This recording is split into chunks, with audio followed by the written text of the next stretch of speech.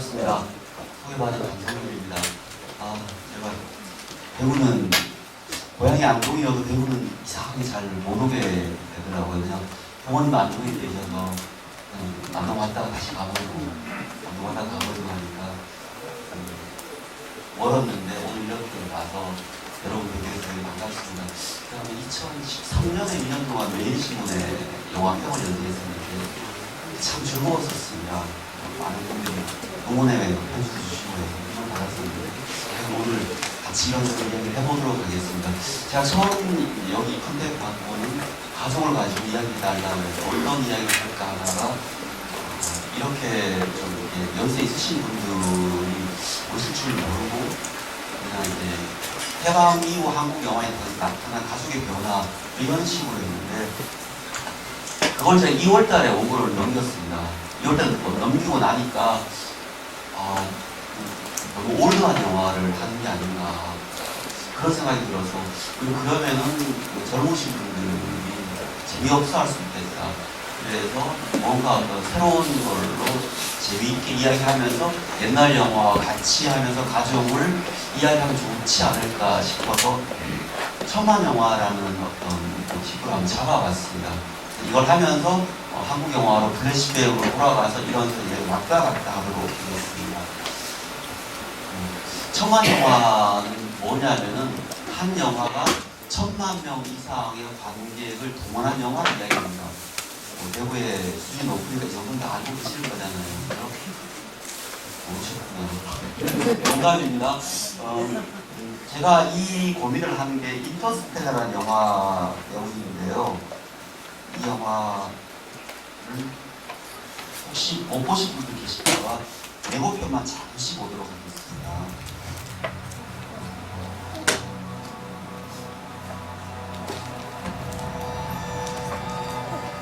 What are you going to do? Making it something socially responsible to do. Can't we just let it go? I think he's went out of that, man. Alright, gang, let's mask up. Like the rest of us.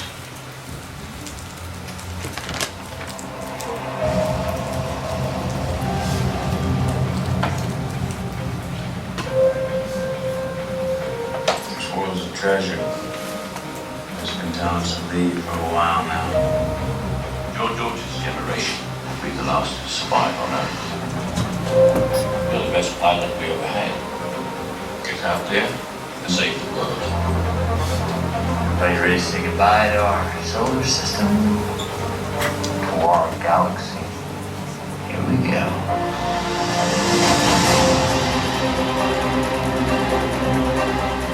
Right here. Want to get down fast, don't we? Actually, we want to get there in one piece. Hang on.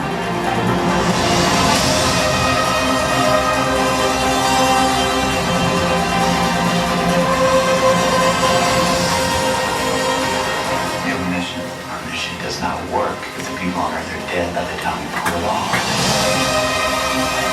Well, we got this far, farther than any human in history. Oh, not far enough. Make it count. There's our mountains. Our waves.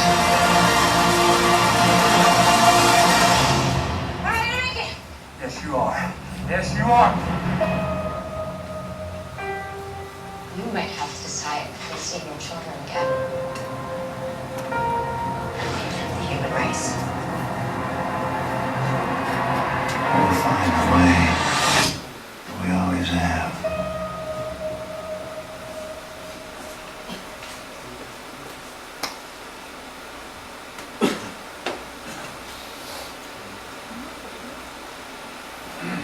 그냥 계속 영화 보고 싶으시죠? 저도 그렇습니다. 이 영화를 그냥 아이맥스관에서 꼭 빠져들고 싶은 욕망이 갑자기 생기네요. 혹시 영화 보신 분 계십니까? 역시 배우 수준이 높네요. 예. 이 영화 1000만 명 이상 동원했습니다. 정말 놀라운 기록인데요. 왜 놀라느냐면은 이미지가 참 좋죠. 내용을 잠깐 설명드리면 지구가 더 이상 황폐에서 살 수 없어서 우주에 지구인이 살 수 있는 우주를 찾아가는 그런 내용입니다.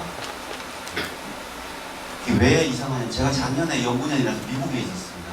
미국에 있어서 이 영화 개봉 시점에 한국 영화 개봉 시점하고 거의 같았습니다. 시간차일 뿐이에요.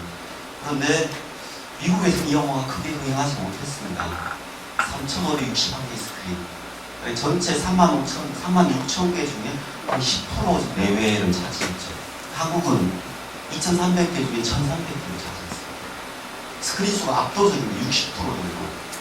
10개 중에 6개가 이 영화를 상영했습니다. 근데 재밌는 게 헝거게임이라는 영화가 작년에 이맘때 같이 개봉했습니다. 인터스텔라가 17일 동안 1억 2천만 달러를 벌어들였는데 헝거게임 3가 딱 3일 만에 이 기록을 넘겨버렸어요. 그러니까 미국은 인터스텔라보다 헝거게임이 엄청나게 인기가 많았습니다. 혹시 헝거게임 보신 분 계시나요? 이번 주에 헝거게임 파이널이 개봉하는데 1, 2, 3, 4, 3였습니다. 혹시 3 보신 분 계세요? 3가 제일 재미없잖아요. 제일 재미없어요. 근데 미국에서는 엄청나게 인기가 많았습니다. 다르게 이야기하면 인터스텔라는 그렇게 인기가 없었습니다. 한국은 전반대였습니다.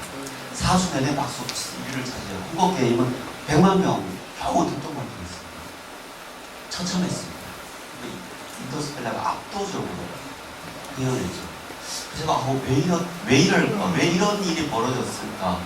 전 세계적으로 인터스텔라가 이렇게 흥행한 나라가 어디에 또 있을까 찾아보니까 딱 한 나라가 있어요.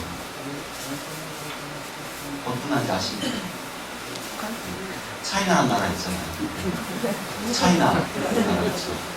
굉장히 고급 일본인데 전혀 중국입니다. 중국하고 한국만 이렇게 압도적으로 흥행했습니다. 그래서 크리스토퍼 놀란 감독이 놀래서 중국 갔습니다. 가서 공항에서 인터뷰하고 그랬어요. 근데 한국에 안 왔죠. 거기서 한국 관객들에게 인사만 했죠. 그래서 인터스텔라가 왜 이렇게 흥행할까? 국내 그 당시 언론을 찾아보니까 한겨레에서 이런 기사를 냈더라고요. 40대 아버지가 과학 공부의 일환으로 자식들과 함께 관람했다. 이걸 관람하면은 전체 만환경을 사주고 별을 보고 과학 공부를 이렇게 하는 거다라고 공부시켰다. 뭐 이런 얘기예요. 그래서 이 영화 보신 분 알겠지만 어렵잖아요. 그죠? 수준이 높으시니까 되게 어렵습니다. 그래서 인터스텔라를 보기 전 반드시 알아야 할 과학 이론 테스트 10. 그래서 막 외워가지고 막 공부를 하는 거예요. 아버지가 애를 데리고 공부이라고 했다. 그런데 정말 그런가 의문이 들었어요. 정말 그것 때문에 1,000만 명을 과연 넘길 수 있는가? 인터스텔라의 나라가 저는 미국이 아니라 오히려 한국이 아닌가 그런 생각이 들었습니다. 미국은 그렇게 많이 안 났습니다.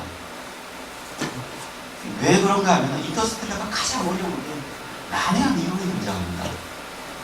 그 안에 굉장히 복잡한 현대 과학 이론이 막 들어가 있습니다. 그래서 이야기 따라가는데 쉽지 않습니다. 상대성 이론이라는 이론이 있습니다. 아인슈타인, 블랙홀 이론, 중력 이론, 굉장히 복잡하게 들어가 있어요.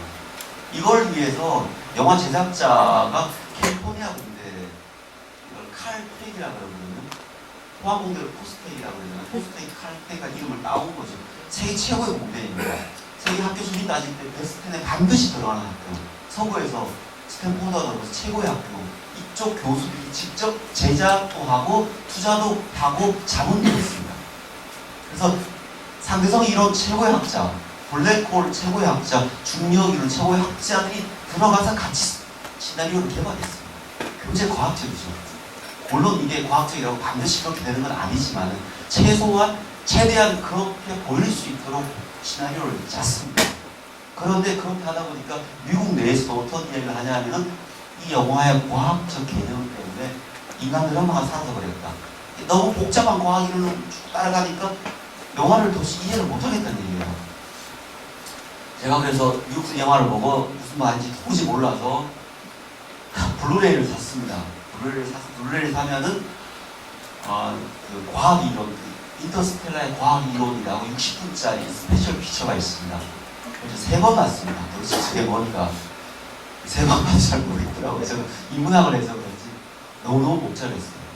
그래서 뭐 상대성 이론 그 과학자가 나와서 이건 뭔데 영화에 어떻게 되는 이게 이럴 수도 있고 아닐 수도 있고 막 이야기를 하는데 너무 모르겠어요. 그리고 그 이야기를 듣고 다시 인터스텔라를 봤는데 역시 이제 어렵더라고요. 최근에 마시언이라는 영화 있잖아요. 마시언이라는 영화가 사실 저는 이제 그 인터스텔라나 마시언이나 그래비티가 3부작이라고 생각하는데요. 옛날에 SF는 우주에서 막 괴물 만나고 싸우고 그랬잖아요. 근데 인터스텔라, 그래비티부터는 그런 게 아니잖아요. 그래비티 보신 분 계시죠? SF라고 얘기하는데 사실 SF라고 하기가 굉장히 애매해요. 사이언스 픽션이 아니라고 얘기하는 거죠. 거기에 공상과학이 뭐가 있냐? 우주에 갔다가 파편 띄워서 집으로 돌아오는 내용밖에 없는데, 근데 그만큼 현실적인 이야기를 넣었다는 거죠. 여기도 과학 법칙은 들어갔지만은 공허한 외계인이나 우주전쟁 이런 게 안 나온다는 거죠. 마셔도 마찬가지입니다. 화성에서 지구 복귀 프로젝트잖아요. 물론 거기에 뭐 땅에서 농사 지을 수 있냐 없냐 다른 별개의 문제고 이런 식으로 되는 거죠. 근데 특히 이 영화가 그런 과학 이론을 많이 쓰다 보니까 휴먼 드라마 자체가 많이 죽어버렸다는 거죠. 그런데 이 영화를 한국에서는 1000만 명이 봤습니다. 저는 기본적으로 한국에서 1000만 명이 보는 거는 불가능하다고 생각합니다. 그리고 그렇게 되면 안 된다고 생각합니다. 그래서 1000만 명 영화 한 편보다 200만, 300만짜리 영화 3편, 4편 나오는 게 훨씬 좋다고 생각합니다. 왜 그런 말입니까? 다시 말씀드리겠습니다. 1000만 영화는 기본적으로 5천만 중에 1000만이 봐야 됩니다. 상식적으로 생각해 보십시오. 5천만 중에 1000만이 극장에서 본다는 거. 이게 가능한 건가? 숫자적으로. 근데 이렇게 보면 그럴 수도 있겠다 하시겠죠? 이제 우리나라 어떤 나라입니까? 불법 다운로드에 처음입니다. 극장에서 볼 때 정말 필요할 때 그냥 극장에서 보지 나머지는 기다립니다. 곧 뜨겠지. 우리 학생들도 물어보면 계속 기다려요. 그 다음 이게 정말 문제죠. 주 소비층은 10대 후반에서 40대까지입니다. 이런 얘기 하시면 여러분들 지금 화내시겠지만 50대 이상 분들은 1년에 한두 번 극장 많이 가시지 않습니다. 저희 부모님 시골에 지금도 계신데 평생 극장 안 가세요. 기독교인이셔서 가끔 뭐 그런 영화, 기독교 영화 하면 단체 관람으로 가시고 그 외에는 안 가요. 제가 막 영화 보라고 얘기하셔도 바쁘다 그런 얘기하고 전혀 안 보시죠. 안 보십니다. 그러면 10대 후반부터 40대까지 하면은 인구의 3,500만입니다. 그 중에 1000만이 보면 3명 죽은 게 1명 꼴로 같습니다. 극장도 잘 생각해보면은 예를 들면 대구는 극장이 많잖아요. 근데 경북은 그다음 도시가 아니죠. 도시가 그렇게 많지 않죠. 대구 빼고 그다음 큰 도시 뭐 김천, 군위, 포항, 안동 뭐가 있죠? 영주, 상주에 극장이 있나요? 공정에 극장이 있나요?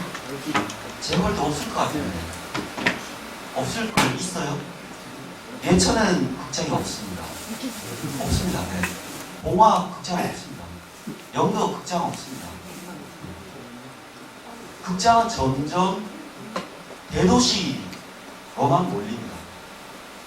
더 심하게 이야기하면 강원도 같은 데로 가면은 극장 있는 도시가 강릉, 춘천, 원주 이 정도 동해까지입니다. 왜 극장 없습니다. 제가 군대에 있을 때 화천에서 있었는데 영화를 보려고 화천 나와서 춘천까지 가야 영화를 볼 수 있었어요. 탈영을 해야 되나 봐 고민하고.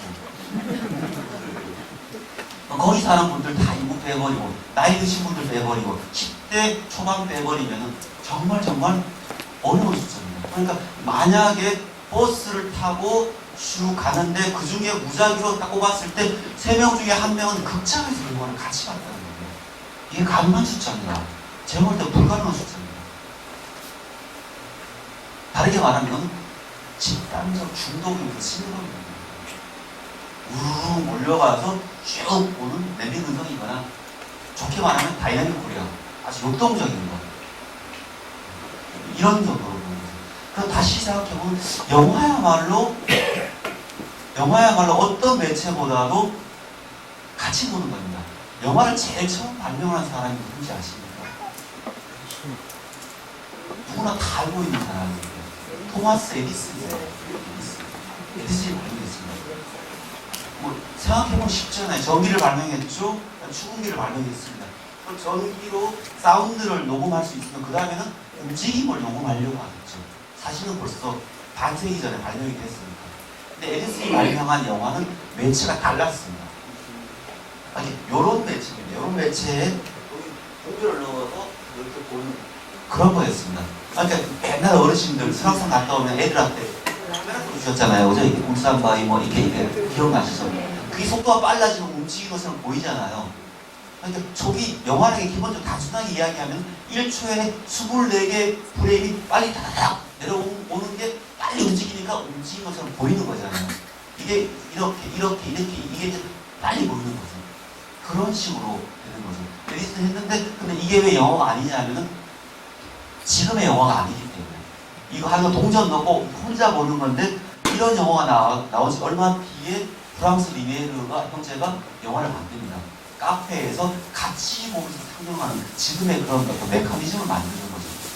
영화의 가장 큰 특징은 대동성입니다. 같이 보는 거예요. 그래서 영화는 같이 봐야 재밌어요. 혼자 보시면 재미가 없습니다. 특히 공포 영화 같은 거 막 같이 봐야 돼요. 젊은 사람 있을 때는 내가 공감하는데 우리 연인이에요.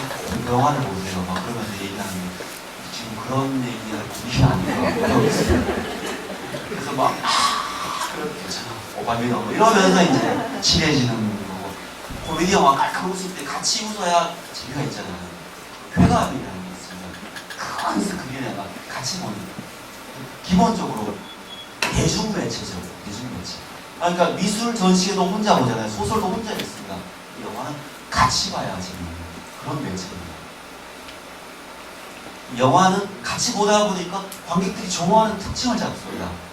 그러니까 미국에서 영화를 상업화시켜서 1910년대 후반이 되면 벌써 LA에서 영화 틀을 만들어버립니다. 만들어서 그러니까 미국에서 최초 에디슨이 동부에서 영화를 만드는데 에디슨이 독과점을 해버립니다. 그래서 가난한 사람들이 쫓겨서 쭉쭉 가다 서구까지 갔죠. 거기 햇빛이 잘 들고 언덕도 있고 영화 찍기도 좋고 비도 안 오고 아주 좋잖아요.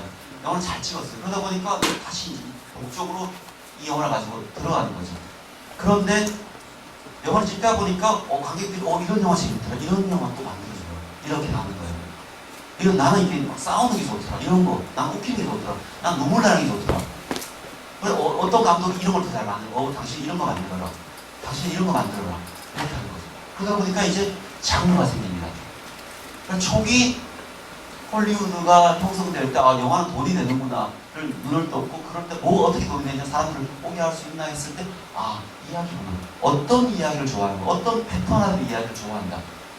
그 다음 그 영화 누가 만드는가 장르와 감독과 그 다음 누가 나오나 스타.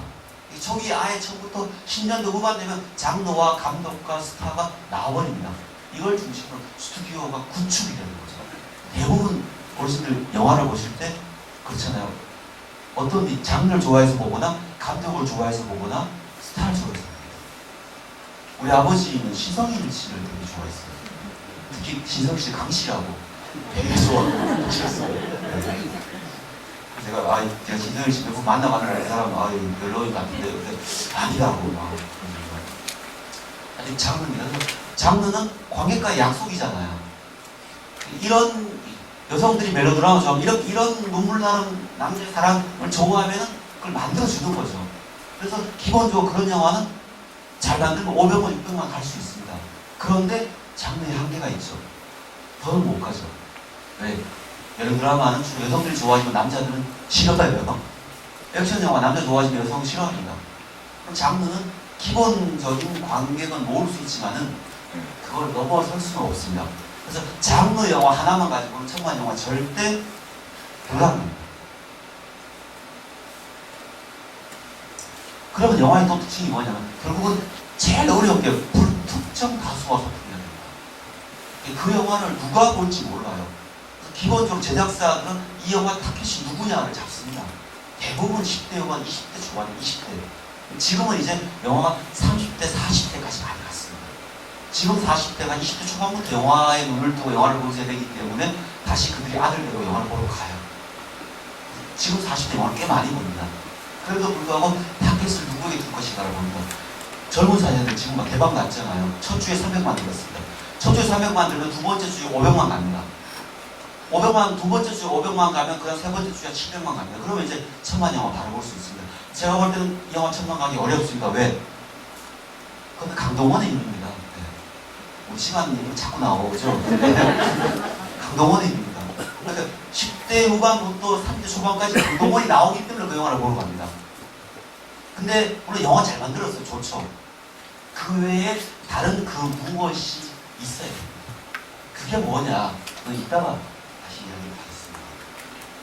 제가 이렇게 얘기했는데 그 영화 천만 들어버리면 제가 더 이상 이런 얘기 못하는데 결국 그 안에 뭐냐면 우리 사회에 집단 무의식이 있다는 겁니다. 누구나 공유하는. 그러니까 천만이 되려면 10대부터 60대까지 누구나 다 알 수 있는 그 무엇이 영화 속에 들어야 된다는 거예요. 과연 태극기 날리며가 천만이 들었습니다. 근데 그거는 10대 같은 경우 아 우리가 전쟁을 저렇게 해서 저렇게 슬펐구나라는 걸 간접 체험하는 거죠. 나이 드신 어르신들은 내가 그때 저렇게 겪었었지 라고 또 회상하시는 겁니다. 그러니까 내셔널 알레고리라고 그러는데요. 우리나라 국민이면 알아야 될 만한 그런 어떤 이야기를 영화 스토리로 풀어내는 거예요. 그런 것들이 그 무엇이 있어야만 천만 영화가 가능하다는 거예요. 그게 없으면 절대 불가능합니다. 이때까지 나온 천만 영화 목록입니다. 17편입니다. 7위로 2003년에 처음 나왔죠. 태극기 날리며 왕의 남자, 괴물, 해운대, 아바타, 도둑들, 광해 왕이 된 남자, 7분방의 선물, 변호인, 겨울왕국, 명랑, 인터스텔라, 국제시장, 어벤져스 2죠. 2가 3인가요? 암살, 베테랑 7편입니다. 이 중에 절반 이상 보신 분. 우리가 문화생활을 좀 해야 됩니다.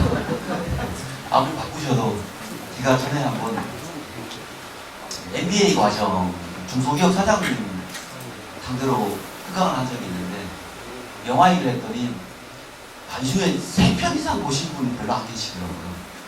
그래서 제가 아니 그렇게 바쁘시면 안 된다고. 자녀들이 무슨 고민하는지 회사원들이 무슨 고민하는지 아셔야 된다고. 그리고 사회 트렌드를 읽으시면 최소한 이런 영화는 보셔야 된다고. 트렌드를 엄청 못 보시는 거라 그랬더니 막 눈이 싸해지면서 아주 안 좋아할 수 있습니다. 이런 영화들이 나왔어요. 그렇다면 과연 이런 영화들 안에는 그 무엇이 있길래 과연 불가능한 천만을 동원했는가. 당장 보면은 외국 영화와 한국 영화 비율이 어떻습니까? 압도적으로 많죠. 자, 4편이죠. 4편만 외국 영화입니다. 나머지 13편이 한국 영화입니다. 또 한국 영화, 미국 영화, 한국 영화 밀리잖아요. 천만 영화에서는 압도적으로 많아요. 왜 그럴까요? 우리가 공감할 만한 그 무엇을 영화 속에 녹여놨기 때문이죠. 자, 그럼 그게 무엇인가 하는 이야기를 지금부터 이제 해보도록 하겠습니다. 최동훈 2편이죠. 도둑들하고 암살. 윤재균 2편입니다. 해운대 국제시장. 최동훈 감독 이 암살을 만들면서 제작을 최동훈 감독 부인이 했어요. 안수현 대표가 했죠. PD가. 네, 최동훈 감독이 제작, 시나리오, 감독 다 했죠. 이 말은 제작을 자기가 했기 때문에 돈도 자기가 벌었다는 얘기, 시나리오 자기 썼기 때문에 자기가 시나리오 받았다는 다 둘이 합쳐서 한 60억 정도를 가져간 것 같아요. 되게 부러워요. 네. 김한배 감독 명랑에서 1,700만 자기가 만든 제작사에서 했어요. 대학원 다닐 때 한 학기 선배였는데 정말 친했던 선배예요. 정말 친했어요. 우리 고민하면서 시나리오 쓰고 막 같이 워크숍 영화 찍고 했는데 연락이 안 돼요. 연락이 안 돼요.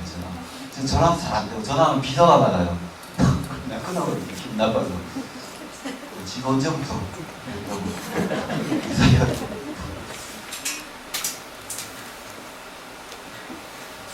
제가 주목한 이 영화의 가장 큰 특징은 아버지의 부재입니다. 아버지의 부재. 많은 영화에 아버지가 등장하지 않습니다.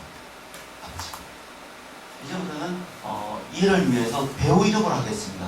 영화 아람 잘 모르시잖아요. 배우로 하겠습니다. 7위도 첫 천만 영화죠. 설경구가 왜 사형수가 되고 북방공작원이 된 줄 아십니까? 아버지가 한국전쟁 때 월북했기 때문에. 그래서 어머니는 평생 아버지를 못 잊어서 한 번도 방에 불 떼서 자지 않고 아버지를 기다렸죠. 그 아버지를 기다리는 어머니를 보면 절망해서 빗다간 길로 가고 결국 깡패가 돼서 사형수가 됐죠. 그래서 안성기가 가서 북방공작원 되라. 그러니까 가겠다고. 김일성 목을 따서 그 잘난 아버지 얼굴이 어떤지 보고 싶다고 가죠. 아버지가 없습니다. 태극이 날리면 장동건, 원빈인데 아버지 없습니다. 전부 다 아버지는 죽었습니다. 그래서 아버지 제삿날 그럽니다. 아버지 이제 나 영신이하고 이은주하고 결혼해요. 그래서 보고하죠. 아버지는 죽었습니다. 없습니다. 괴물은 아버지가 있습니다. 있죠. 어린 여중생의 아버지가 있는데 그 아버지는 정신이 비정상적인 아버지죠. 그리고 그 비정상적인 아버지를 키우는 아버지가 또 있습니다. 그런데 그 아이의 아버지가 잘못했기 때문에 그 아이의 아버지가 죽죠. 개울에 죽고 결국 혼자 남은 그 아이의 아버지는 딸을 살리려고 하지만 결국 마지막에 딸을 살리지 못하죠. 가물가물하시죠. 해운대입니다. 여기 나와 있죠. 이 영화이죠. 이 두 사람이 어떤 관계인지 아십니까? 부부였는데 이혼을 아직 명확하게 하지 않은 부부입니다. 얘 딸이 박주문의 딸인데 둘이 같이 딸이죠. 그런데 얘에게는 남자가 있죠. 그래서 딸인데 딸이라고 이야기를 못하는. 홍길동이 아버지를 이해 못하는 거야. 똑같은 상황이죠. 그래서 마지막에 아주 유치하게 여기서 닥칠 때 헬기에 얘를 태워 보내주면서 얘가 뭐라 그래요? 내가 네 아빠다 그러는데 못 보셨구나. 그래서 눈물 납니다. 그리고 두 사람 좋아하는데 얘가 얘한테 죄의식을 가지고 있어요. 왜? 얘 아버지하고 얘가 같이 고기잡이를 갔다가 원양어선 탔는데 얘의 실수로 얘 아버지가 죽었다고 생각합니다. 그래서 프로포즈를 함부로 못해요. 그래서 얘 아버지는 죽었고 얘는 아버지가 있어도 아버지를 아버지라고 하지 못합니다. 존재하지 않습니다. 부재하거나 존재해도 아버지라고 이야기하지 못하는 도둑들. 최동훈의 영화는 많은 부분 복수의 영화잖아요. 범죄의 재구성. 결국은 복수하는 겁니다. 형을 자살하게 만든 사기꾼에게 복수하는 거죠. 타짜. 백경장에게 복수하는 거잖아요. 백경장을 죽인 사람을 복수하는 거. 전우치, 자기 선생을 죽인 거 복수하는 거죠. 도둑들 복수입니다. 왜 그 다이아몬드를 훔치냐면 자기 아버지를 그 홍콩 교행단을 죽였거든요. 그거 복수하는 거죠. 암살도 마찬가지예요. 결국은 어머니 가와구치라는 그 만주군 주수사령관이 만주 학살을 했고 그 학살에 어머니가 죽었잖아요. 안옥균이. 그래서 그걸 죽이려고 하는 거고 아버지를 죽이는 것도 그러잖아. 어머니를 죽였고 언니를 죽였다. 왜 언니 죽였어요? 그러잖아요. 암살도 안 보셨구나. 그 문화생활 하셔야 됩니다. 우리가. 예. 도둑들도 역시 아버지는 존재하지 않고 죽었습니다. 나중에 왜 죽었는지가 나옵니다. 7번방의 선물. 처음부터 아버지는 죽었습니다. 딸이 죽은 아버지의 원을 풀어주는 거죠. 네, 그래요. 인터스텔라. 아버지는 있지만 바로 인구가 시작되면 아까 보셨죠? 인구가 시작되면 바로 우주로 가버립니다. 딸은 우주에 가버린 아버지에게 편지를 계속 보내죠. 메신저를 보내지만 아버지에게 답이 안 오죠. 아버지는 떠나가 버립니다. 없습니다. 국제시장. 영화가 시작되자마자 이거 이제 우리 집 가장이다. 난 남은 넌 가라. 그래서 아버지는 북에 남죠. 그리고 아들은 떠내려옵니다. 그리고 부산에 가잖아요. 국제시장. 여러분 실성시장이 유명하죠? 아닌가요? 서울시장이 유명합니까? 예. 대구는 서울시장이 유명하면 참 이 대구는 그 부산에 비해서 영화적으로 참 척박한 곳 같아요. 부산은 부산 출신 영화 감독도 되게 많습니다. 윤재균 부산 출신이에요. 그래서 해운대 국제시장을 만들죠. 곽형태 부산이잖아요. 친구 만들고 윤영민 뭐 부산 그러니까 영화 만들고 부산 사투리가 막 나오잖아요. 시다바이가 하고 어머니 뭐 이런 대구는 없어요. 주인공 대구 출신 감독도 없고 대구를 배경으로 한 영화도 별로 없고 차라리 안동을 다른 영화도 가끔 있습니다. 워낙 오래된 동네니까 거의 타고난 미국 그러니까 그런 이미지로만 계속 보여지고 있죠. 참 답답한데 우리 대구가 참 없네요. 국제시장 그래서 부산 가잖아요. 그래서 뭐라 그래요? 부산 국제시장에 꼭부디 내에서 보자 그러잖아요. 끝까지 팔지 않고 있잖아요. 아버지를 기다리잖아요. 마지막에 그러잖아요. 팔으라고 그러고 아버지 근데 진짜 힘들었어요. 그러잖아요. 네, 보면서 어르신들 국제시장 보십시오. 눈물 나는 이야기입니다. 암살 마찬가지죠. 영화 시작되면 아버지는 없어요. 왜? 만주로 가버렸기 때문에 안동균이 만주에서 아버지가 없이 살았기 때문에 아버지는 존재하지 않습니다. 자 이렇게 보면 신기하게도 아버지가 존재하지 않습니다. 그래서 제가 왜 이렇지? 왜 이렇게 아버지가 없지? 한국 영화사에서 그런 경우가 있었는가? 라고 해보니까 책자에는 나오는 얘기인데요. 30년대 중반에서 40년 초반에 조선영화, 일제강점 조선영화에 아버지가 이렇게 비슷하게 나옵니다. 이때 미봉, 어화, 청춘의 십자로, 군용열차, 수호문요, 신청, 지연병, 반도의 봄 전혀 모르시는 영화죠. 네, 아실 필요 없습니다. 영화 연구자나 영화들인데요. 이 영화들은 청년 세대에 활약을 합니다. 이 영화는 기본적으로 어떤 배경이냐면 30년 중반에서 40년 초반에 무슨 사건이냐면 37년에 중일전쟁이 발생합니다. 중일전쟁이 발생하면서 일제가 만주를 점령했고 중일전쟁을 32년에 상하이를 점령하잖아요. 그리고 이제 중일전쟁이 일으켜서 본격적으로 중국하고 싸움을 하고 들어가죠. 그럴 때 조선을 병참 기지화로 삼습니다. 그리고 그때 이제 징병제가 나옵니다. 조선 병사들 일본만으로 안 되니까 착출해서 군대로 끌고 가는 거죠. 근데 그전에는 그걸 믿지 않았죠. 왜? 군대라는 게 사상이 특출해야 되잖아요. 군대에 끌고 갔는데 만약에 총을 그 잡고 쏴버리거나 거기서 내오가는 수탄 까버리면 큰일 나잖아요. 탈영해버리면. 사상 교육이 돼야 되죠. 그걸 위해서 이 당시 영화가 그런 어떤 내용을 담고 있습니다. 대동아 전쟁을 위한 어떤 이데올로기와 한국 시민화, 쉽게 말하면 매선일체를 담고 있는 거죠. 그럴 때 어떻게 담냐 하면은 새로운 세대에 대한 정책적 시대적 반영을 통해서 청년 세대의 이야기를 합니다. 청년 세대 이야기를 합니다. 이런 세대가 나름대로 초등학교, 그 당시는 소학교죠. 소학교에서 이제 국민학교로 바뀌려고 하는 시즌입니다. 이때가. 이럴 때 거기서 교육을 받았고 시대적 사명을 가지고 있고 이 시대적 사명으로 봤을 때는 지금은 대동아 공영권 시대다.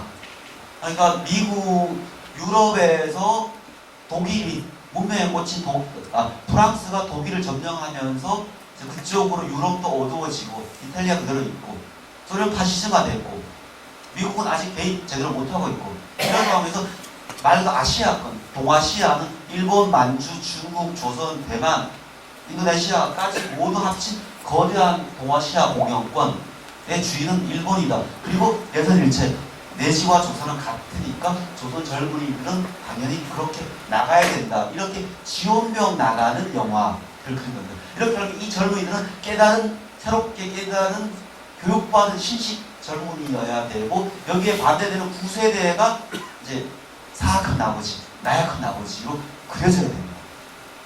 그래서 여기에서 아버지들은 한복을 입고 있습니다. 그리고 사악하거나 아니면 나약하거나 아예 죽었거나 그런 아버지입니다. 그래서 결국 젊은 세대가 앞으로 나가는 그런 이데올로기를 교육시키는 그런 영화에서 쉽게 말하면 친일 영화입니다. 이때 이런 영화에서 아버지들을 부재하게 그립니다. 그리고 또 찾다 보니까 60년 초반에 나오는 가족 드라마에서 아버지가 없어요. 아마 이 영화 보시면 이제 어르신들 많이 공을 하시는. 자, 이분 아시죠? 이분 모르시나요? 김승호 선생님인데 이분 아드님이 김이라라고 최근 김이라 선생을 봤더니 뇌졸중 쓰러졌다 일어나서 굉장히 다리가 불편하시더라고요. 50년대 후반 60년 초반에 가족 드라마 로맨스 바바, 박서방, 서울의 지기, 로맨스 그레이, 마부, 뭐 3등 과장 이 많은 영화들의 아버지는 김승호였죠. 젊으셨을 때 영화 별로 안 보셨구나. 제가 문화원이나 이런 데 가면 이제 어르신들 많이 오시면 그때 일부러 이런 영화를 많이 주제를 가서 이야기를 합니다. 그런데 이런 영화를 특히 마부 틀어주면은 정말 좋아하십니다. 마부 틀어주면. 마부 아들이 신영균이잖아요. 신영균이고 그다음에 큰딸이 조미령 그리고 막내딸이 철없는 딸이 어백난 이고 거기서 생기는 어떤 가족 문제. 김승호 선생을 좋아하는 여자가 황정순 이고 어백난을 좋아하는 남자가 황해예요.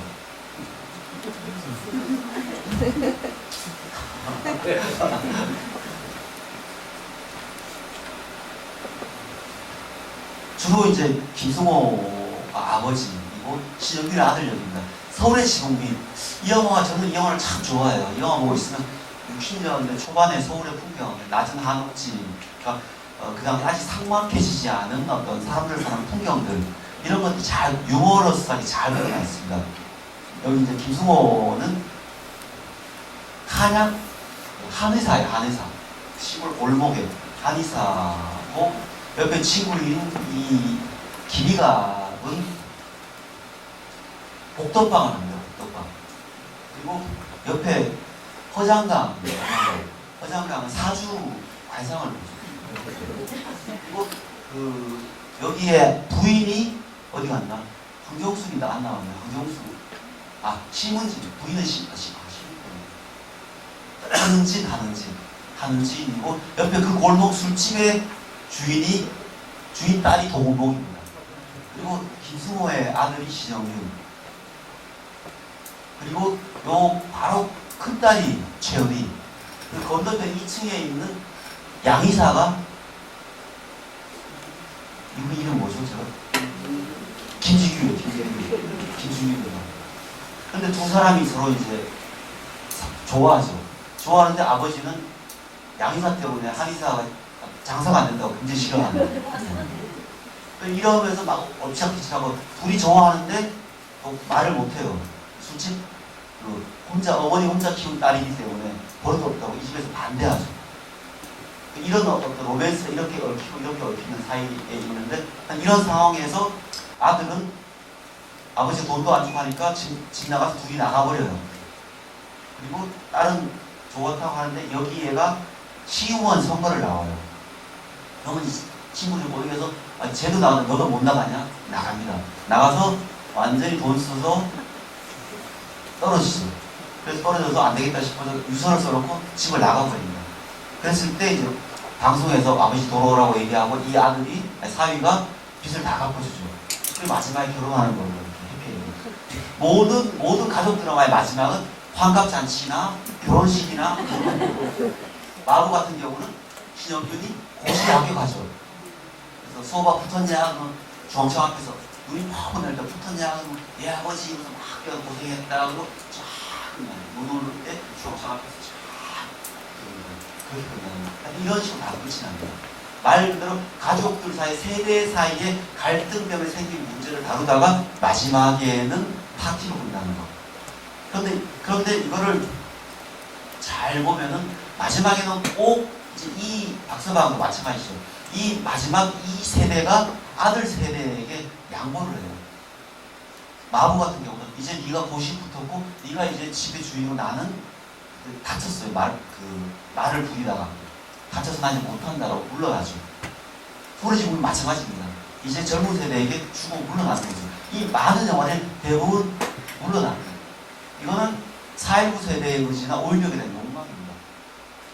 그러니까 4.19가 일어나서 얼마 안 됐을 때 만들어진 많은 영화가 보면 젊은 세대에 대한 어떤 희망, 세대교체 바람 이렇게 많이 나타납니다. 5.16도 초기에는 마찬가지입니다. 자, 그런데 그 아까 보신 천만 영화는 과연 그런 것들은 다르게 이야기하면 세대교체 때문에 아버지가 부재하거나 사라진 건가? 그렇게 보기에는 굉장히 애매한 것들이 많죠. 국제시장 정도는 할 수 있는데 국제시장도 세대교체 때문에 사라진 게 아니라 아버지가 없어서 죽을 고생했어요. 그거잖아요. 아버지가 있었으면 내가 덜 고생했을 건데 그 얘기죠. 오늘 뭐 안 좋은 일 있으세요? 아니 또 아버지 얘기하니까 갑자기 또 아버지 생각나서 또 이렇게 향수에 빠지시는데 저도 아버지가 지금도 그 농사를 짓고 계세요. 안동에서 가수원을 하는데 이제는 막 못하신다 가면 이제 죽겠다 그러시면서 그만하세요 그러면 그럼 어떻게 하나 그러시면 또 하고 그래서 제가 전화가 자주 와요. 사과 뭐 해야 되는데 와라 니가 나 바빠요 아버지. 그럼 누가 하나 내가 하나? 가면은 진짜 죽을 것 같아요. 농사를 하면은. 아버지 내가 일단 얼마인지 알아. 내가 얼마나 비싼데 내가 이걸 못해요. 그러면 그럼 내가 할까? 할 수도 없고. 근데 원래는 이제 어머니가 그 전에 재작년에 위암 수술하시고 원래 또 넘어지셔서 저 엉덩이 뼈가 완전히 이제 뼈를 박으셔서 겨우 움직이시니까 원래는 이제 그러시더라고요. 진짜 이제는 못하겠다. 하세요. 그때 이 땀을 어떻게 파나. 할 수는 없는데 남을 주려니까 내가 거의 공짜로 줘야 되고 어떻게 하나. 그래서 그럼 남 주세요. 이번에 설날에 내려가면 무조건 남 주라고. 근데 진짜 형님 불러서 그냥 제가 사인을 해버려야 될 것 같아요. 하여튼 이런 고생하시는 이야기죠. 그런데 한편으로는 가만히 생각해보면 그 천만 영화는 세대 교체도 아니고 아버지가 나오지 않고 그래서 대부분 천만 영화는 비극적 분위기입니다.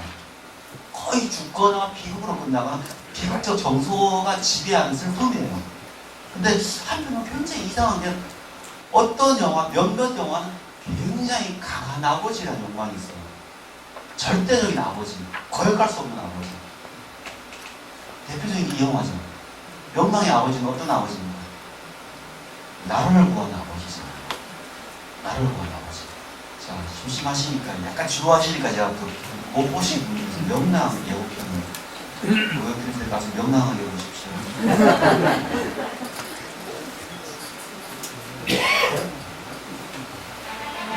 여의와 토탈하게 마신다. 여의와 토탈하게 마신다.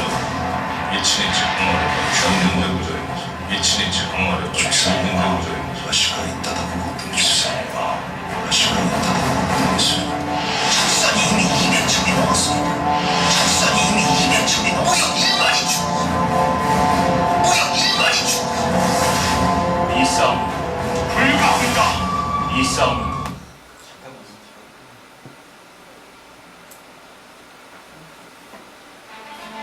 여의와 토탈하게 마신다. 안내마다 이치니치 항마를 주군대 구조의 모습. 주세요. 와시가 있다고 고통했어.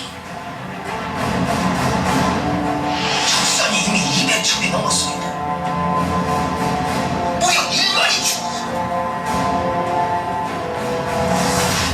이 싸움은 불가합니다. 아직 신에게는 12척의 배가 남아있사옵니다.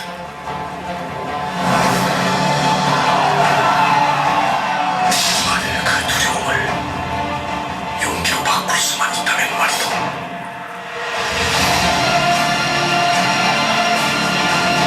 내가 위해서 안 된다.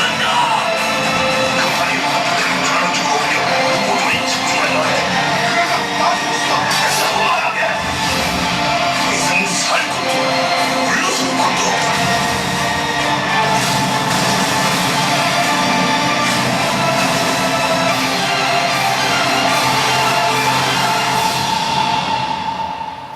전군 출정하라.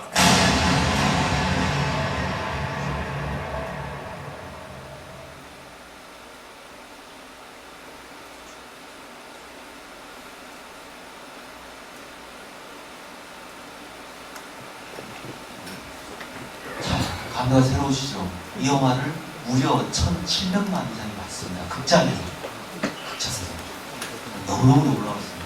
1,700만이면 우리나라 5천만 중에 진짜 3분의 1. 각 태어난 애부터 숨 넘어가기 직전에 할아버지까지 다 합쳐서 3분의 1 진짜 극장에서 봤다는 거예요. 아, 인생 한방이죠. 나를 위한 아버지. 이 영화에서 정말 저는 이 영화 못 맞는 영화라고 생각해요. 스토리 자체가 이해도 안 되겠고 재미가 없고 가장 웃긴 게 아버지 아들이 나오는데 아들은 거기 왜 나오는지 저는 도무지 이해가 안 돼요. 계속 아버지 이건 뭡니까? 이런 거다. 아 저거였군요. 나중에 저게 왜 필요하지? 아니, 아버지를 부각시키기 위함인지 모르겠지만 아들은 계속 나옵니다. 영화 속에. 변호인입니다. 명랑이 강한 아버지, 나라를 구하는 아버지라면 변호인은 정의로운 아버지죠. 둘 다 싫어합니다, 싫어. 아주 정의로운 아버지. 그러니까 정의를 위해서 싸우는 아버지잖아요. 그러니까 자기 출세를 위해서 뭔가를 출수를 부리고 뭐 할 수 있지만 그걸 버리고 정의를 위해서 모든 걸 거는 아버지. 그 다음 광해 왕이 된 남자. 여기서는 광해가 거의 아버지 역할을 하죠. 그래서 심은경 너 아버지 어머니 내가 찾아주겠다. 그리고 그러잖아요. 그만들 하세요. 내가 이 나라 왕인데 이 백성들을 생각해야지 청나라를 생각합니까? 명나라를 생각합니까? 그러잖아요. 말 그대로 아버지로서의 왕을 이야기합니다. 그렇게 하다 보니까 프로이트식의 어떤 가족 로맨스, 그러니까 아버지, 절대적인 아버지와 부딪히거나 할 수 있는 게 불가능하죠. 너무너무 큰 아버지인데도 아들로서는 감히 얻을 수 없는 그런 아버지가 나오는 거죠. 그러니까 어떻게 보면 두 개가 굉장히 모순적이에요. 한쪽 많은 영화는 아버지가 아예 없어요. 한쪽 몇 영화는 넘어설 수 없는 거대한 아버지가 나오는 거죠. 과연 이게 뭔가, 뭘 의미하는 걸까? 근데 이 두 개를 연결하는 고리 같은 게 베테랑이라는 영화가 있습니다. 유승환 감독도 참 그게 계속 안 되다가 베를린부터 되더니 베테랑에서 1,300만을 유승환 감독도 영화 제작을 부인이 했어요. 자기가 시나리오 쓰고 감독하고 그러니까 또 이제 그런 베테랑 보신 분 알겠지만 강한 아버지의 영광이 나옵니다. 재벌 회장이 나와요. 아마 우리 시대의 가장 강력한 아버지 중에 아버지, 무소불위의 아버지. 그러면 아마 기독교는 하나님 그러겠지만 하나님 바로 밑에 있는 존재가 아마 재벌 회장이 아닐까. 좀 못하는 게 없는, 죄를 지어도 다 이렇게 하고 감옥 가도 나오고 감옥 가려고 그러면 갑자기 필요하죠. 했다가 다시 곧바로 깨어나. 재벌 회장이죠. 뭐든지 할 수 있는. 한편으로는 뭐가 나오냐면 나약한 아버지가 나옵니다. 애인 월급 받으러 갔다가 갇혀서 병원에서 죽어가는 나약한 노동자 아버지가 나오죠. 두 개의 아버지가 대립하는 거죠. 두 개의 아버지가 대립하는데 이 나약한 노동자 병원에서 죽어가는 아버지는 싸울 수 없으니까 그걸 대신해서 경찰인 황정민이가 이 재벌 아들하고 싸워주는 거죠. 예. 다르게 보면 굉장히 정의로운 경찰 이미지를 가지고 있잖아요. 그래서 이 영화를 가지고 판타지다. 현실에는 저런 재벌 회장도 있고 저런 노동자 아버지도 있지만 저런 경찰은 없다. 뭐 이런 이야기를 하고 그랬죠. 배구에는 있겠죠. 예. 서울에는 없다고 말했는데 얼마나 강력한 아버지인가. 재벌 아버지와 후처의 아들인데 거기 유아인이 후처의 아들이잖아요. 근데 유아인을 살릴 수도 있고 죽일 수도 있는 아버지. 그 앞에서 공허부죠. 그러니까 그 조카를 골프채로 때리는 아주 무지막지한 그런 아버지. 한편으로는 자상하지만 능력이 없는 아버지죠. 그 트럭 운전수는 아들을 옆에 태워서 같이 가서 이야기도 해주고, 그리고 그 황정민이가 아들한테 용돈 주잖아요. 그러니까 그러지 말라고. 그런 애가 전화를 해서 뭐야 그래서 이제 사건을 캐 들어가는 거죠. 베테랑 볼만한 영화입니다. 보십시오. 뭔가 속이 좀 후련해지는, 현실에서 일어날 수 없는 걸 해결해 주기 때문에 물론 속이 후련해지는, 나에게 오히려 그렇기 때문에 더 이렇게 허해지는 영화일 수도 있는데 볼만한 영화입니다. 그렇게 보면 이 영화는 절대적인 아버지와 나약한 아버지 둘 다 보여주는 거예요. 그래서 결국 당신의 아버지는 누구입니까? 지금 우리 시대는 이런 나쁜 아버지에 맞서는 이런 아버지를 도와주는 여러 사람들과 더불어서 살아가고 있습니다 라고 영화는 판타지를 보여주고 있죠. 그게 문제는 판타지라는 거죠. 제가 이제 이런 아버지의 부재를 보고 강력한 아버지를 보면서 한편으로 그런 생각을 했습니다. 지금 우리 시대의 가장 큰 열풍 중에 하나가 아빠 열풍입니다. 들어보셨습니까? 아빠 열풍. 그게 참 저 같은 아빠들을 참 힘들게 하는 거예요. 아빠 어디가? 라는 프로그램이 시작된 겁니다. TV 틀면 막 나와요. 문화평론가 권경훈 선생님이 딱 요약했습니다. 우리 사회는 아버지와 아빠의 대립을 보여준다.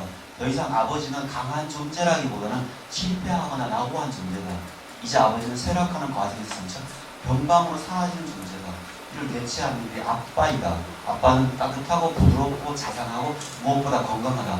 TV나 광고에 등장하는 아빠의 모습은 이제 늙고 병든 모습이 아니라 항상 건강한 신체와 경제적 성공을 겸비한 능력자이다. 이제 이 이후로 아빠는 아버지의 줄임말이 아닙니다. 아버지와 아빠는 전혀 다른 말입니다. 그래서 많은 아이들은 아빠를 원합니다. 돈도 잘 벌어오고 다정하고 여유있고 캠핑 같이 가서 다 놀아주고 이런 아빠를 원합니다. 그걸 우리 세대에게 요구합니다. 우리 세대가 무슨 죄를 졌다고. 제 지금 하나도 없는데 캠핑 가면 이제부터 엄마는 놀고 있고 텐트도 아빠가 쳐야 되고 요리도 고기도 아빠가 구워야 되고 철수도 아빠가 해야 되고 야구도 아빠가 해줘야 되고 직장 돈도 아빠가 벌어와야 되고 아빠는 죽이는 아주 나쁜 열풍이에요. 근데 TV가 계속 조정하고 있습니다. 천만 영화 속에 이런 아빠 열풍이 있는가 생각해보니까 없습니다. 딱 두 편이 비슷한 아빠 나와요. 7번 방의 선물하고 괴물에 나옵니다. 근데 정신이 정상적이지 않아야만 될 수 있는 친구가 아빠입니다. 천만 영화는 최소한 압니다. TV는 공짜로 보지만 영화는 8,000원, 9,000원 돈 주고 보거든요. TV는 틀면 나오지만 영화는 틀면 나오는 게 아닙니다. 찾아가야 되잖아요. 영화 보러. 예약해야 돼요. 찾아가야죠. 돈 주고 봐야죠. 집에 돌아와야 됩니다. 투자를 해야 돼요. 그러려면 그만한 가치가 있어야 됩니다. 영화는 없으면 저는 아빠 열풍은 저건 헛된 거다. 그냥 웃기려고 하는 것이 저건 전혀 없습니다. 오히려 딸이 아빠를 위로합니다. 딸이 아빠를 위로해요. 딸보다 더 어리버리한 아빠. 이 아빠 때문에 이 아빠의 아빠가 죽어버리는. 그리고 이 아빠가 좀 발견했지만 결국 딸을 못 살리는. 이렇게 되어버려요. 그래서 결국 아버지도 없고 아빠도 없습니다. 천만 영화에. 그럼 뭐가 있는가? 상식적으로 아버지도 없고 아빠가 있으면 뭐가 있어야 돼요? 집에 어머니가 있어야 돼요. 왜? 어머니는 언제나 우리를 기다리는 모성의 존재라는 게 집이잖아요. 아빠한테 물었을 때 엄마가 괜찮아 이렇게. 요즘 반대죠. 엄마한테 물어 아빠가 괜찮아 이렇게 되는 이런 집이잖아요. 저도 고향 그러면 어머니가 떠오르죠. 집이라는 게 모성이잖아요. 돼지고 모성이고 아늑한 품이잖아요. 정성, 평안 이런 단어는 아빠가 아니죠. 아버지가 아니죠. 어머니잖아요. 이런 어머니가 나와야 되는데 이런 어머니가 존재하지 않습니다. 아버지를 기다리거나 죽었거나 떠났거나 색사를 알 수 없는 어머니입니다. 실미도 아버지만 기다립니다. 아들 신경 쓰지 않습니다. 벽이 날리면 말을 못하는 어머니입니다. 아예 말을 못합니다. 괴물. 처음부터 애를 낳고 떠나버렸습니다.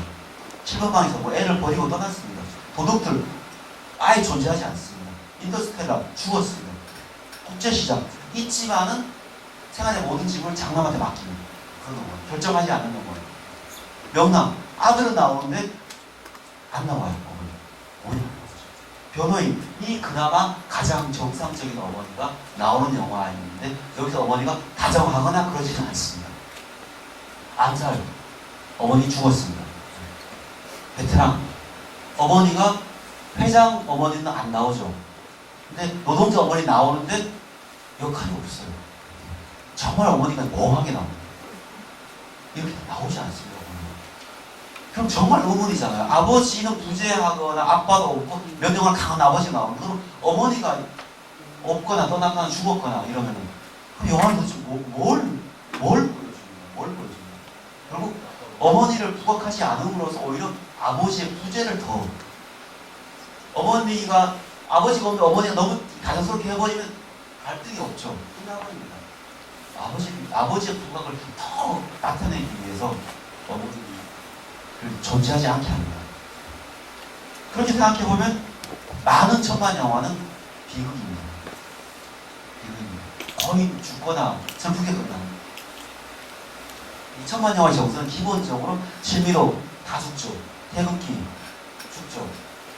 죽어서 찾아가는 거잖아요. 괴물 죽죠. 해운대 다 죽죠. 도둑들 죽었죠. 실금방 죽었죠. 인더스텔라 죽을라 그러죠. 다 그런 겁니다.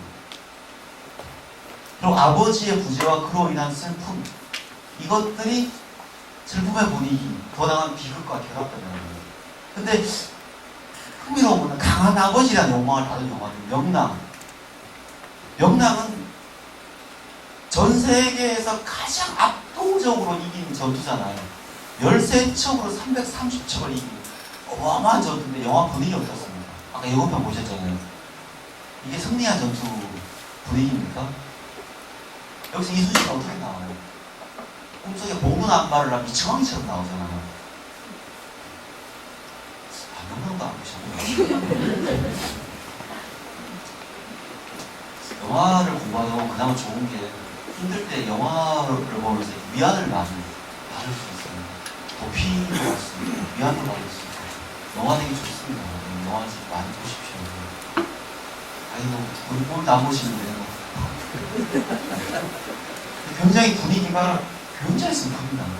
전투에 이기고 나서도 그게 이기고 만큼 난리 나 있는 그런 분위기가 아니에요. 이기고 나서 그냥 먹을 수 있으니 좋구나. 그럼 끝나버려요. 더 이상 없는. 아주 비장한 분위기예요. 변호인 정의를 위해서 결국은 액사운드 마지막에 다 변호사들이 다 해주잖아요. 근데도 분위기는 굉장히 비장하죠. 비장합니다. 해피엔딩이 아니에요.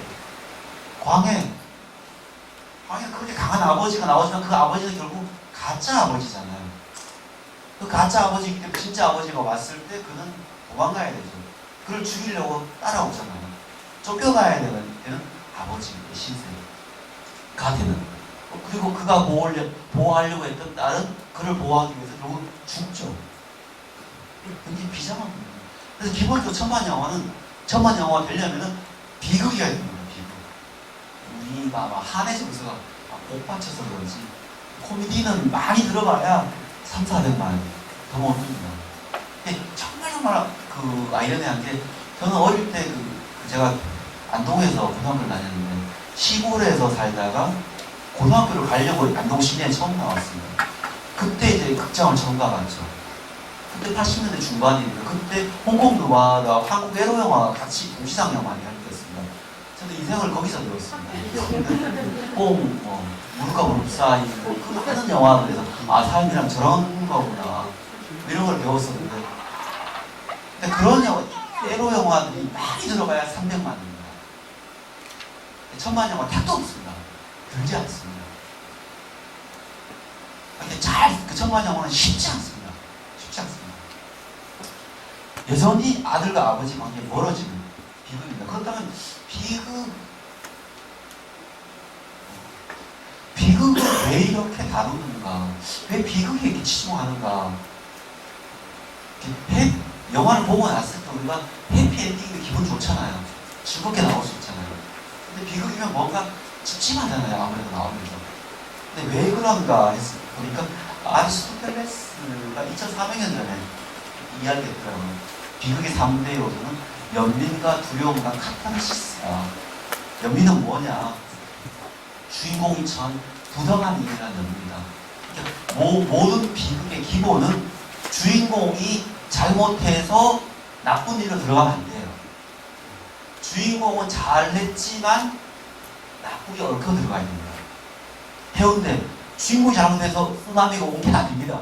네. 해운대는 열심히 살려고 하는 거죠. 이순실이 잘못해서 명랑 외국인이 쳐들어온 게 아니죠. 네. 그들 잘못이 아닙니다.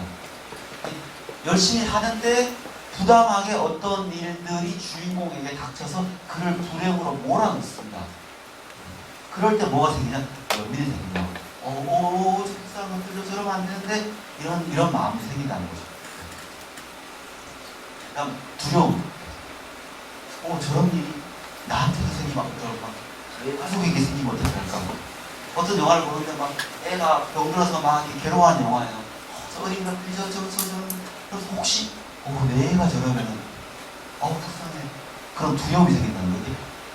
연민과 두려움이 같이 결합돼서 카타르시스가 생긴다는 겁니다.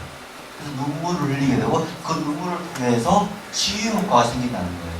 그래서 아리스토텔레스는 가장 뛰어난 극은 비극이다. 비극이야말로 인간이 만들 수 있는 가장 완벽한 형태다. 이렇게 얘기했습니다. 해피엔딩은 오히려 그게 좋은 게 아니라고 얘기했습니다. 비극이야말로 인간의 밑바닥에 있는 어떤 그 마음과 공명하는 그런 형태라고 이야기했습니다. 이건 아리스토텔레스의 생각입니다. 그럼 왜 지금은 아버지를 비극과 결합시키는가? 다르게 얘기하면 왜 아버지를 가지고 강한 아버지 또는 뭐 친절한 아버지, 다정한 아버지, 돈 잘 버는 아버지 다 할 수 있는데 왜 아버지가 없거나 아버지가 강하지만 슬프게 만들었는가? 지금 우리 시대 아버지는 무언가 찾다 보니까 이런 말이 있더라고요. 사적인 이미지가 아닌 어떤 정신적인 이미지로서의 아버지는 오늘날 찾아볼 수 없는 것이 되어버려요. 집에 없는 아버지뿐은 아버지의 부재는 현대 문명이 간직한 부성의 이미지입니다. 유지조야라는 사람이 아버지란 무엇인가에 이런 이야기를 합니다. 그러니까 봉건적 사회에는 태어나서부터 그 아버지는 자신의 아버지에게 모든 걸 다 교육받은 거예요. 어떻게 살아가야 되고 뭘 해야 되고 이때는 뭘 해야 되고 어떻게 해야 되고 결혼해서 뭘 해야 되고 다 교육받은 거예요. 그래서 아버지는 정신적으로 굉장히 존경받는 존재였죠. 그 아버지에게 배움이 됐으니까. 근데 자본주의가 되고 도시화가 되고 분업화가 되고 핵가족화가 되면서 이게 깨졌다는 얘기입니다. 아버지는 출근해서 돈 벌어오는 존재예요. 집에 있는 존재가 아니라는 거예요. 여러분 제가 어릴 때 아버지하고 가끔 부딪힐 때는 아버지는 막 급하면 막 그 가수관에서 데리고 가요.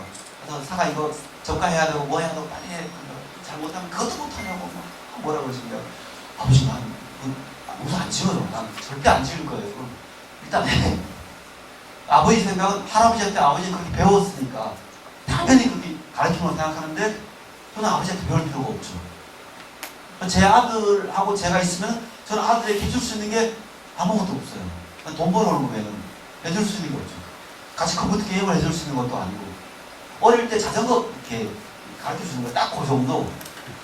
어릴 때 초등학교 때 저학년 때 공 차주는 정도 만 해주고 꽤 딱 끝나면 이제 지방에 들어가 버려요. 안 나와요. 가끔 좋아서 얘기하죠. 아빠 친구들은 뭐 요즘 학교라고 유행인 것 같아. 좋은 거야? 몰라 학교 다 있어. 그냥 그렇다고. 얼마인데? 5만 원인데 여기 세일에서 4만 원 갔던데.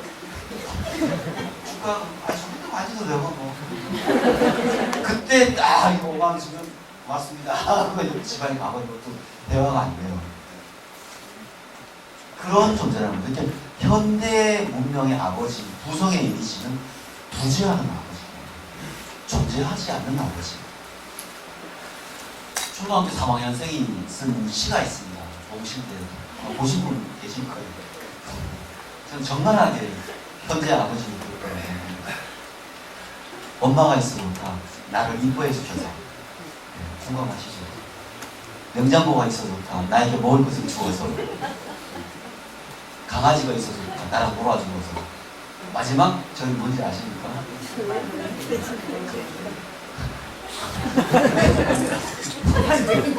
걔는 아무 생각해도 아빠는 왜 있는지 모르겠어요. 초등학교 3학년이 왔었거든요. 이게 현대의 부성의 이미지입니다. 옛날에 어르신들이 그 아버님께 물려받았던 정신적 이미지, 가르침 받았던 그 모든 것들이 지금은 이제 완전히 사라진 이미지예요. 우리 사회에 아버지는 이제 존재하지 않습니다. 이제는. 그 부재하는 거를 이런 영화가 보여주고 있다는 거죠. 우리 둘째가 초등학교 3학년입니다. 자기가 미국 갔을 때 제 옆에 있는 선배가 넌 아빠가 좋아 엄마가 좋아 그러니까 초등 3학년 때 뭐 고민스러운 질문이지만 그래도 엄마가 더 낫지 않나 저하고 많이 놀아줘요. 아빠도 좋지만 그래도 엄마가 더 좋아요. 너 그러면 엄마하고만 있으면 살 거야? 뭐 못 살 것도 없죠. 그런데 그 선배가 그러면 네가 입고 있는 옷 맛있는 거 누가 해줘? 아빠가 돈 못 버는데 그랬더니 아빠가 있어야겠네요. 아 이야기야. 그 얘기를 엄마가 집에서 해줘야 돼요. 엄마가. 우리 엄마들 해줘야 됩니다.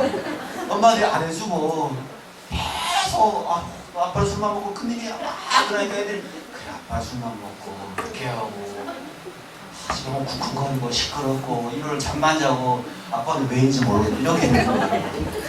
우리 어머니들이 얘기를 잘 아빠가 참 고생하시고 아빠가 너를 보러 오고 아빠들은 너들이 잘 먹고 잘 살 수 있고 그 일을 계속 해줘야 돼요. 그래서 아빠 이거 오실 때는 왜 안 오시지? 막 기다려야 애도 아빠를 같이 기다려요.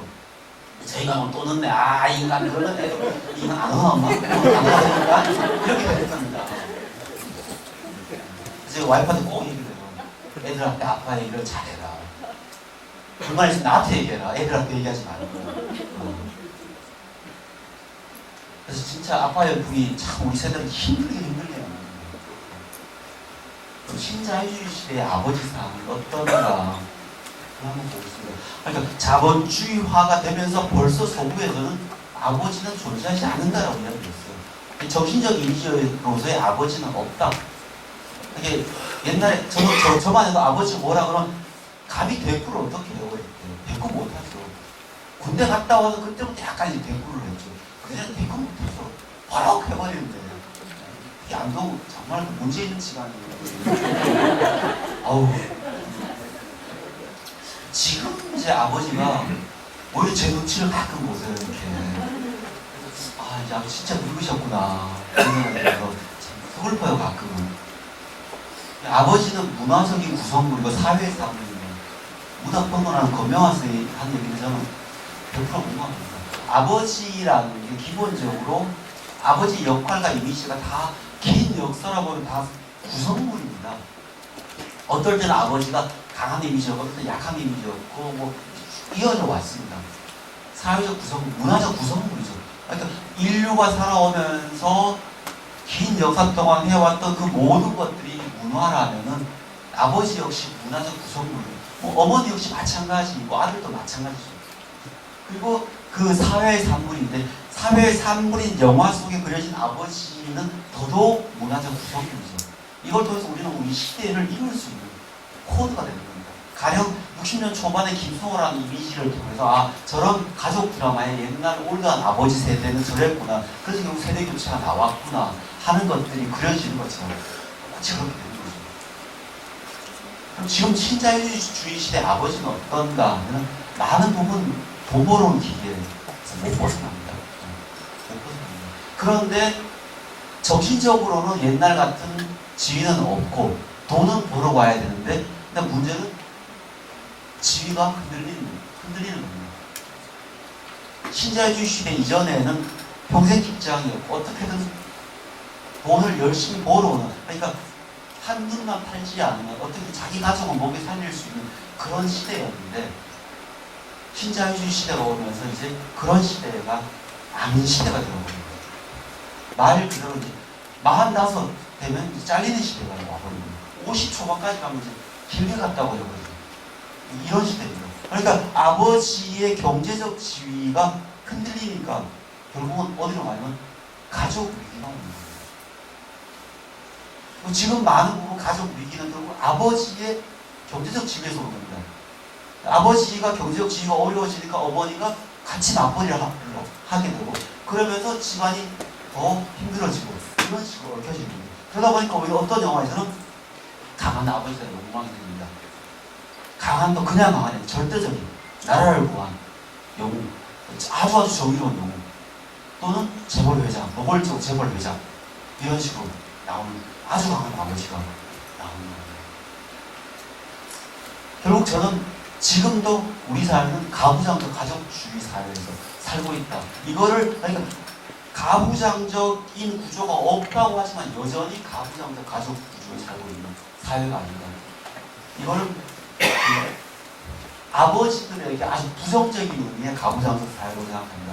그러니까 존재하지도 않는 아버지의 명령을 먹히지도 않는 그런 시대에 존재하지도 않는 아버지에 대한 공감하거나 애도하면서 한편으로 강한 아버지를 욕망하는데 그 강한 아버지는 다른 게 아니라 결국은 아버지로서의 어떤 지위, 권위는 사라지고 돈 벌어오라는 어떤 임무는 더 강해지는 그런 것들을 이런 식으로 보여주고 이걸 가부장적 가족주의와 신파적 정서를 결합해서 결국 멜로적 코드, 가족 멜로적 코드의 눈물을 통해서 카타르시스화 시키는 게 아닌가. 저는 이런 식으로 해석을 합니다. 그래서 여전히 우리는 지금 가부장적 사회인데 70년대, 80년대 그런 어떤 미오도 다시 한번 같은 그런 절대적인 가부장 사회는 아닙니다. 이런 가부장은 다 무너지고 이제 아버지에게 아직까지 경제적 짐을 지고 있는 거예요. 그래서 보면은 대학교 다니면서 아버지가 죽었기 때문에 아들이 장남의 역할을 하면서 죽을 고생하면서 결국 마지막에 죽는 동생을 학교 보내려고 하는 국제시장도 마찬가지입니다. 그렇게 고생하는 그런 이야기 영화 속에 그려지는 거예요. 근데 이게 굉장히 보수적인 성향으로 보이는 거는 2000년 초중반에 가족 회체를 그린 영화들이 굉장히 많이 나왔습니다. 그러니까 70년, 80년대까지 어떤 가부장적 구조가 있었고 이게 IMF 이후부터 깨집니다. 미오도 다시 한번 이후 한국 영화를 보면 70년대 호스티스 영화, 별들의 고향 같은 영화들 80년대에 더 심한 에로 영화들이 많은 부분 나오고 이게 이제 그런 호스티스 영화나 에로 영화는 결국 남성의 가늠증의 대상으로서 보여지는 여성을 그리는 건 영화잖아요. 철저히 중심은 남성이죠. 제가 이제 농담삼아 제가 인생을 배운 80년대 많은 영화들의 모든 주체는 남성입니다. 남성의 눈에 보여진 여성이죠. 정사 신이 나와도 남자는 안 보여줘요. 남자에게 반응하는 여성의 얼굴, 신음소리, 여성의 몸매를 쭉 하고 지나가죠. 대충 기억은 나시죠? 그러니까 철저하게 남성 중심의 영화들 이게 무너집니다. IMF는. 그게 이제 바람나무 가족 같은 영화에서 가부장이 깨집니다. 바람나무 가족이라는 영화 저는 굉장히 좋아하는 영화인데 아버지가 월남한 혈을 단신으로 월남했습니다. 그래서 정말 좀 고생해서 돈을 모았죠. 근데 아주 독재적인 아버지죠. 그리고 어머니의 사이가 굉장히 안 좋습니다. 아버지는 이제 암 걸려서 막 피를 쏟는데 어머니는 이제 초등학교 동창을 만나서 사랑을 합니다. 그리고 와하게 와인 마시면서 막 호텔에 있었습니다. 그리고 아들은 그 아버지 어머니 사이를 보면서 살았기 때문에 어떤 사랑 이런 걸 믿지 않습니다. 아들 역시 변호사인데도 바람났습니다. 젊은 여자를 사귀죠. 그리고 그 며느리도 바람났습니다. 집에 아주 억압적인 아버지에게 저항하는 고등학생을 사귀죠. 말 그대로 온 가족이 바람나고요. 그리고 이게 뭐냐면은 바람나지 않은 사람은 딱 한 명이죠. 가부장만 바람났습니다. 그리고 그 가부장이 죽습니다. 그리고 가부장이 죽으니까 각자 자기 삶 찾아서 갑니다. 더 이상 억압적인 집에서 살 수 없다. 각자 살자. 왜? 억압과 간섭과 폭력이 없으면 오히려 자유롭다. 우리 사회가 가족 때문에 생기는 정서적 위안과 평안도 있지만 가족 때문에 생기는 폭력, 자식에게 간섭이라는 애정이라는 어떤 근거로 인해서 생긴 자녀에 대한 어떤 폭력, 호감. 기독교회 같은 경우 철저하게 교회 다니라고 안 되면 용돈 안 주고 제가 어릴 때 많이 당했거든요. 용돈 안 주고 뭐라고 그러고 뭐 결혼할 때도 기독교인이 아니면 절대 안 된다고 수시로 뭐라 그러고 저는 그 폭력이라고 생각해요. 그게 뭐 하나님 천국 간다면 그럼 뭐 가시면 되는 건데 왜 자녀의 종교까지 그렇게 억압적으로 하시는지 나는 저 교회 다녀야 되는데 어쩔 수가 없어요. 우리 가실 때까지는 다녀야 되니까. 네. 어떻게 하겠어요? 뭐 자식들도 올려서 안 갈 수는 없죠. 매일 전화하는데 매주 저 교회 갔다 왔나? 이제 저 손자예요. 손자한테 오늘 안 갔는데요. 애기 바꿔라! 막 은혜로 날 왜 그래요? 그러면 에휴 안 가도 은혜 많이 받았어요 오늘. 약간 그런 어떤 종교 진로 이걸 해 이런 것들 그런 그게 아니면 진짜 아버지 육체적 폭력 아버지가 술복하는 폭력 이 많은 것들이 가족에서 일어났잖아요. 그 가부장도 질서 속에. 그러니까 더 나가면 가부장이 나쁜 게 아니에요. 더 나가면 가부장적 질서가 만연한 우리 사회가 더 나쁜 거예요.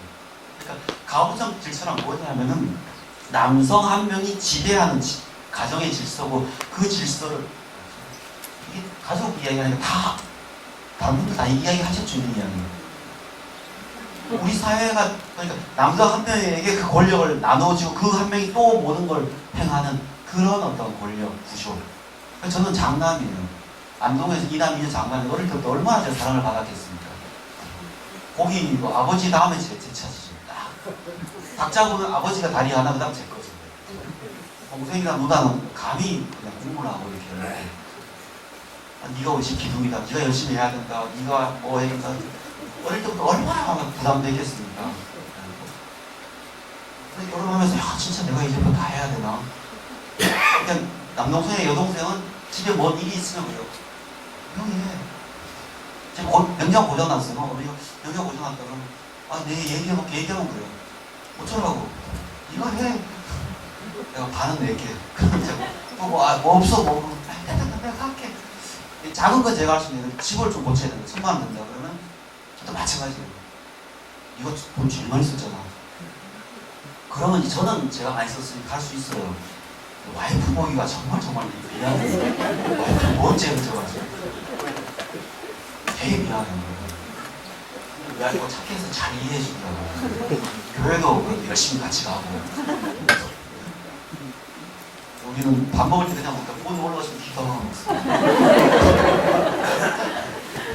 그런 어떤 가부장이 죽어요. 그러니까 이제 그리고 가족의 탄생은 뭐냐면 혈연 때문에 생긴 억압이 문제가 됐으니까 오히려 그게 비혈연 가족이 오히려 그걸 다 풀어버릴 수 있다. 억압적이지 않을 수 있다.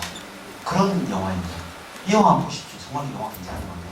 결혼 미친 짓이다. 마찬가지. 남성 중심의 어떤 결혼 문화, 바람 피우는 문화를 뒤집어 버립니다. 완전히 뒤집어 버립니다. 아내가 결혼했다. 어른들 무슨 쇼핑하시죠. 어떻게 아내가 결혼하나. 옛날에 일처 다부 일부 다처에서 일처 다부를 이야기하는 건데 오히려 여성이 남편을 2명 두는 거예요.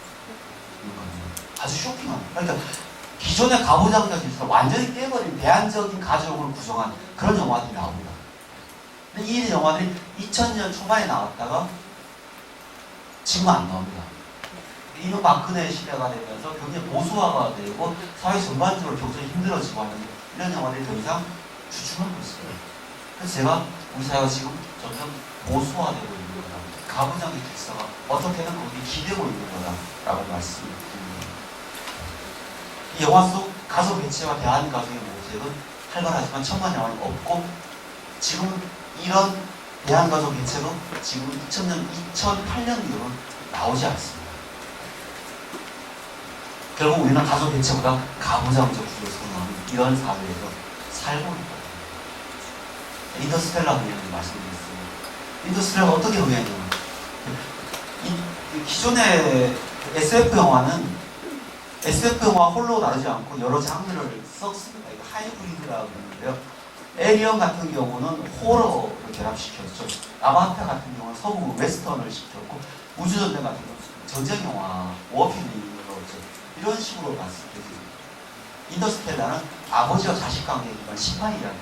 아버지가 부재하고 그걸 기다리는 딸, 눈물, 소통 이걸 넣었다는 거죠. 그래서 한국인에게 이게 눈물의 이야기. 그래서 마지막에 우리 만나서 눈물을 푹 쏟습니다. 그래서 결국 이 코드 때문에 인터스텔라가 흥행했고, 이 코드가 우리하고 비슷한 중국 역시 마찬가지. 우리와 중국이 그 이거보다 정말 비슷해요. 일본은 다릅니다, 우리하고. 일본은 섬나라이기 때문에 우리랑 굉장히 달라요. 근데 중국하고 우리는 굉장히 비슷해요. 그래서 많은 영화인들이 중국에 진출합니다. 돈도 많이 주고. 우리나라 모든 방송사와 케이블을 다 합쳐봐야 30개 정도밖에 안 돼요. 중국은 2,000개가 넘어요. 우리가 15억이잖아요. 우리가 1,000만, 그럼 얘들 비웃어요. 5천만, 2천만, 얘는 15억 중에 1,000만, 별거 아닙니다. 좀 들었다면 6천만, 7천만 들어버려요, 얘들은. 문화는 산업이니까 우리 중국이 앞으로 커질 거라는 건 그것 때문에 커질 겁니다. 그래서 얼마나 크냐면 돈이 많냐면 돈이 너무 많은데다가 예를 들면 뭐 김수영 같은 데가 있잖아요. 한 번 중국 TV 쇼프로야 딱 출연, 예를 들면 뭐 런닝맨 같은 그런 프로 한 번 나와서 하면은 6, 7억 받아요. 김수영 프로가. 제가 영화 상 중에 백상이 예술대상이라고 있어요. 심사를 하는데 원래 거기에 수시 남자친구인 거죠. 이민호를 꼭 넣어달라고 후보로. 왜요? 이민호가 와야 중국 빅3가 김수현, 이민호, 김우빈이에요. 얘가 나오면 이렇게 뛴다고 해요. 인터넷에서 생방송하는데 생방송 저작권료가 6억이래요. 자기 돈이 없으니까 좀 넣어달라고. 후보 넣어주죠 뭐. 알았어요. 이렇게 넣어줬는데 중국 애들이 한 절반이 중국에서 왔어요 진짜. 와서 막 정말 그때 한 표가 10만 원이 나왔어요. 제가 표가 3장 남았었는데 여기 가서 팔까 막 이렇게 경제도 어려운데 참았습니다. 결국은 눈물 이야기입니다. 눈물 이야기. 이게 중국과 한국이 가장 선호하는 그런 이야기죠. 이런 생각을 해요. 봉준호 감독의 괴물이라는 영화가 있어요. 이 영화죠. 10만 넘었습니다, 한국에서. 봉준호 영화는 소녀를 죽여요. 여성소년 여고생을 죽이잖아요. 근데 꼭 교복 입은 여고생을 죽이죠. 살인의 추억. 마지막에는 슬고 교복 입은 여자애가 죽으면서 사건이 반전을 하게 되고 괴물도 교복 입은 여자애가 제가 죽죠. 여기가 없네요. 마더도 교복 입은 여자 아정이가 죽잖아요. 아이가 죽죠. 그래서 결국은 봉준호 영화는 뭔가 찾아가는 영화죠. 살인법을 찾아가는 영화, 진짜 살인법을 찾아가는 영화, 딸을 유괴한 괴물을 찾아가는 영화, 이런 식으로 뭔가를 찾는 영화죠. 근데 이렇게 괴물처럼 가족을 그렸는데 할리우드 가족주의와는 완전히 다르다는 거예요. 올 여름에 샌 안드레아스라는 영화가 개봉했었습니다. LA 쪽에 샌 안드레아스 층이 있잖아요. 서부에. 이 층에 대지진이 발생합니다. 근데 할리우드 재난 영화는 어떻게 만들어지냐면 이야기가 남편과 부인인데 사이가 안 좋아요. 이혼 직전이에요. 여기 자식이 있어요. 근데 여기 재난이 닥쳐요. 뭐 쓰나미가 불어오거나 뭐 화산이 터지거나 지진이 나거나 뭐 태풍이 몰려오거나 그럴 때 부인이나 남편이 서로 연락을 해서 한 사람이 위기에 빠진 걸 구해요. 주로 부인이 위기에 빠진 걸 남편이 구해요. 가서 참 이해가 안 돼요. 보통 샌 안드레아스는 결혼할 남편이 있어요. 이 여자애는. 근데 가요. 참 이해가 안 되죠. 가서 부인을 구해요. 그리고 그 다음에 딸이 또 위기에 처해 있어요. 그걸 구해요.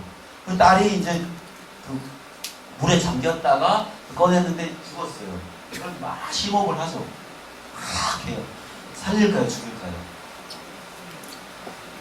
예? 네, 살립니다. 왜? 할리우드 영화니까. 할리우드 영화는 애들 안 죽여요. 네. 절대 안 죽입니다. 사실 그렇게 보면 영화는 애들을 너무 많이 죽여요. 너무 쉽게 너무 많이 죽여요. 우리 괴물 죽이잖아요. 네. 이렇게 죽이면 안 되죠. 해피엔딩과 원해피엔딩인데 우리는 어떻게든 원해피엔딩을 만들어요. 그러다 보니까 봉준호 영화가 국내에서는 흥행을 하지만 해외에 가면 이런 흥행을 못해요. 왜? 이런 거 별로 안 좋아해요. 미국 애들은. 별로 안 좋아해요. 왜 이 영화 왜 저렇게 어둡고 왜 저렇게 슬프고 왜 저렇게 죽이나 이해를 못해요. 싫어해요. 그러니까 설국열차에서 마지막에 고화성, 똑같은 고화성이죠. 고화성이 설국열차에서 이름이 뭔지 아세요? 요나예요, 요나. 네, 요나입니다. 요나 누군지 아시죠? 성경에 나오는 거대한 물고기 뱃속에 들어갔던 설국 열차가 거대한 물고기라는 얘기예요. 그것이 나오죠. 그래서 소녀가 살죠. 그러면서 영화 끝이 나잖아요. 봉준호가 그저께 넷플릭스라는 미국에서 가장 큰 비디오 대여회사가 있어요. 거기서 400억을 투자받아서 옥자에 이제 제작이 들어갑니다. 웃기죠, 옥자. 네. 동물 이름인데, 동물 이름은 거기 퍼진 바이러스 내용인데, 아마 어떤 영화일지는 비슷해요. 제가 볼 때는 또 뭔가 찾아가는 영화예요. 누가 죽을 거예요. 그걸 찾아가면서 어떤 그 사회의 모순을 보여주는 그런 영화일 건데, 네, 봉준호는 어떨지 모르겠지만 최소한 설국열차처럼 가야 돼요. 외국인 성인하려면 애를 죽이면 안 돼요. 마지막에 해피엔딩으로 가야 됩니다. 그러면 흥행할 수 있습니다. 그래서 제가 볼 때는 한국은 지금도 천만 영화를 보면 아버지의 부재를 통해서 가부장자 아버지를 역설적으로 추구하거나 그리워하고 강한 아버지를 통해서 강한 아버지의 욕망을 통해서 지금 우리 사회에 힘든 어려움을 극복하려고 하는 어떤 그런 것들이 대리적으로 드러나는 게 아닌가 그런 생각이 듭니다. 감사합니다. 떠야 되는데. 아, 네, 감사합니다.